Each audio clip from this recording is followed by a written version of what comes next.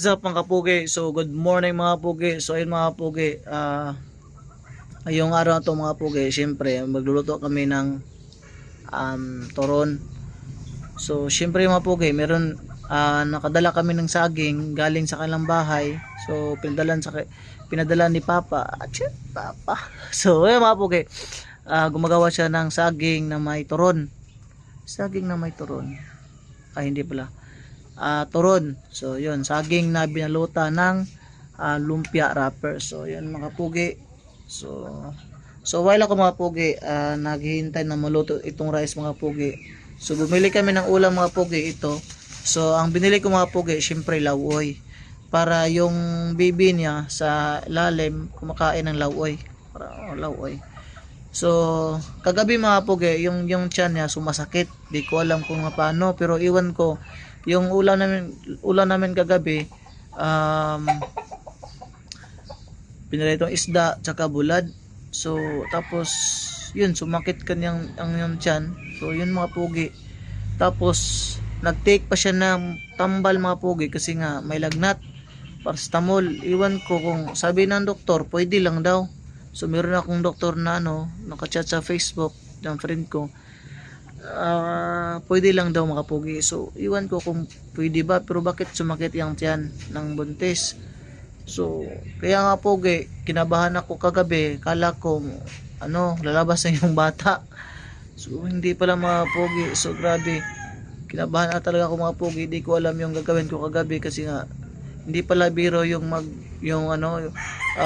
pregnant yung ating mga partner, kasi nga kapag sumakit yung tiyan, talagang mahirapan ka kasi nga wala pa kaming motor dito, tapos medyo malayo pang hospital, pero hindi naman medyo malayo mga pugi. So siguro mga ilang meters lang. So dadalhin ko sana sa hospital na kasi nga yung tiyan niya sumakit.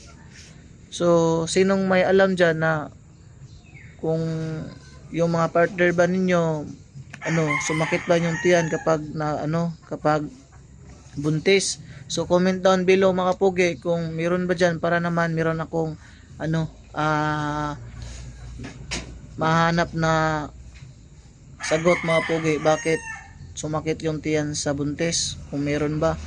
Kasi sa kanya mga pugi, iwan ko baka sa bata ba yun or napiktado ba yung bata mga pugi sa ilang tiyan. Sana hindi po. So yun mga pugi, so asawa namang Diyos mga pugi yun. So hindi na sumakit yung tiyan mga pugi. Kagabi talaga sobrang kinabahan na lang ako mga pugi, sobrang. Tapos nag-take pa siya ng paracetamol ba yun, timpra mga pugi. Bumili ako ng paracetamol timpra para sa lagnat, kasi nga may lagnat siya mga pugi. So grabe, sobrang hirap talaga. So wala pa kaming pera sa ngayon, hindi pa ako nakapag-ipon. So ayan mga pugi, nagluluto siya ng lumpia wrapper. Lumpia wrapper, lumpia saging, lumpia, tapos lumpia wrapper saging. Yan ta. So yun na pugi, 6 months ng kanyang tiyan. So malapit nang lalabas. So update ko kayo mga pugi kapag lumas yung baby. Excited ako talaga. At see you my next video, and God bless us all. Please subscribe my YouTube channel.